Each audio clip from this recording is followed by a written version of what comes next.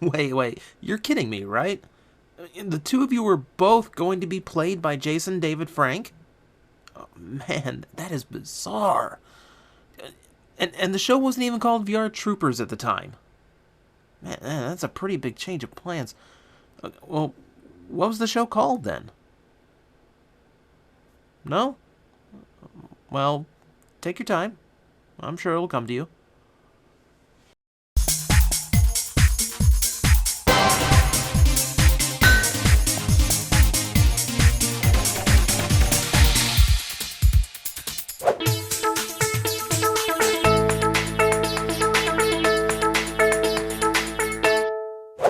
This may very well be the most highly anticipated Figuarts release ever. Ever since they started doing these Sentai Figuarts with Shinken Red, people have been asking for this one. So I don't think I'm exaggerating by saying the entire fate of the SH Figuarts brand, and possibly Bandai itself, rides on this toy not sucking. Let's take a look. Now, for the purpose of completeness, I'll be reviewing the import version, Zyuranger's Dragon Ranger. But aside from 2 extra pieces, it'll be identical to the American Mighty Morphin Green Ranger, so this review works for either. All that out of the way, green plastic. A very show-accurate green as well, a little dull as opposed to the bright green the American toys tend to use.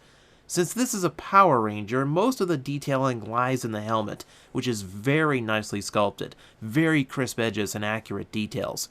You'll find the paint is just as well executed, with both colors of his crest gem and each tooth around the visor painted silver.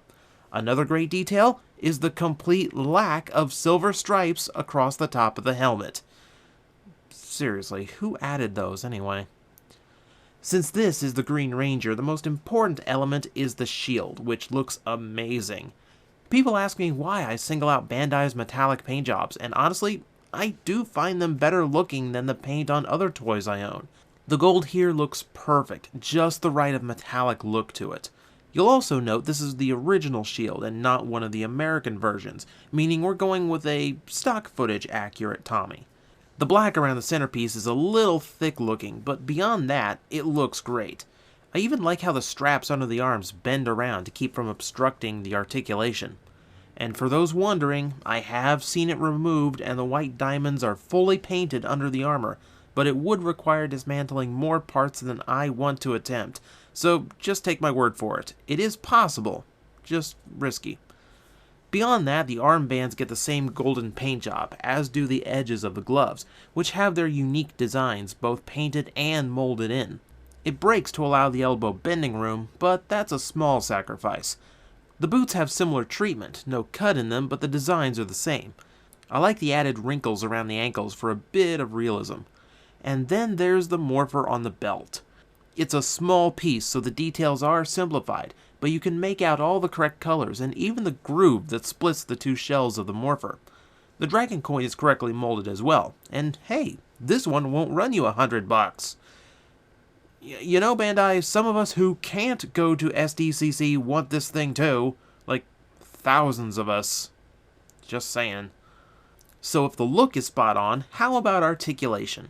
Well, it's a Figuart. That means amazing things done with plastic. Starting at the top, head is ball jointed at the bottom and top of the neck, with no restriction from the armor, though the bottom joint does seem to do more work. Torso is ball jointed at the midsection and waist, and the shoulders are universal, with a ball joint in the torso and rotation at the joint itself. They do have those weird floating sleeve pieces to hide the joint that Shinken Red used, but they don't feel as problematic here. No bicep rotation, the shoulder joint makes that unnecessary, double hinged elbows, and ball jointed and hinged wrists. Hips are ball jointed and swiveled, with that Figuart extending trick and everything. Double hinged knees, hinged and tilted ankles, and hinged toes round out the toy. Insane posability is a hallmark of the Figuart toy line, to the point where I feel you've heard me describe joints on other toys like this many times now. Just goes to show the consistency the line has, even if I can't make it funny. And then there's accessories, and here's where it gets interesting. For starters, big selection of hands on this one, 10 in all, including his default closed fists. Surprisingly though, not a lot that lend themselves to any martial arts poses, the closest being some open grip hands, not even the classic splayed fingers. Most of them are actually sculpted to hold his weapons, which of course includes the dragon dagger. Look at all the tiny, intricate details on this thing. It's this level of detail that makes me a fan of this toy line. He gets hands specifically sculpted to hold it as a weapon in either hand, but also a pair for playing it as a flute as well. It's actually kind of tricky to get him into this pose, but once you've got it, it's picture perfect. For bonus points, it fits inside a sheath on his side. Just be careful, as you don't want to rub any paint off forcing it in there. And then there's the weapon I was actually more excited for, the Sword of Darkness, the signature weapon of the evil Green Ranger. I don't recall any toy having this before, so it's awesome to finally see it included, and again, the detail on it is amazing. The tassel has to be molded plastic, so it can look a bit odd being so stiff, but the rest is amazing, right down to the red crystal in the center. Very cool weapon, and again, includes hands just for this to be held. Just wish my Red Ranger was here already so I had someone to sword duel with. There's also 2 additional parts that only come with the import version, but if you're after this for the Mighty Morphin Green Ranger, don't worry, you won't care about these anyway. It's the parts for duplicating Dragon Ranger's appearance in Akiba Ranger as one of the powerful Rangers. In his hysterically out-of-character appearance, he was given some overt American additions to his costume, which can be put on by pulling apart his neck and waist ball joints. It's a silly addition for a silly depiction. You just have to supply your own English. So in the end, we have here a Green Ranger who isn't bright green, isn't built like a pro wrestler, and isn't an oversized action figure. In other words, everything I ever wanted out of a Green Ranger toy. The detailing is immaculate, the articulation is insane, the overall look is incredibly clean, and the accessories are outstanding.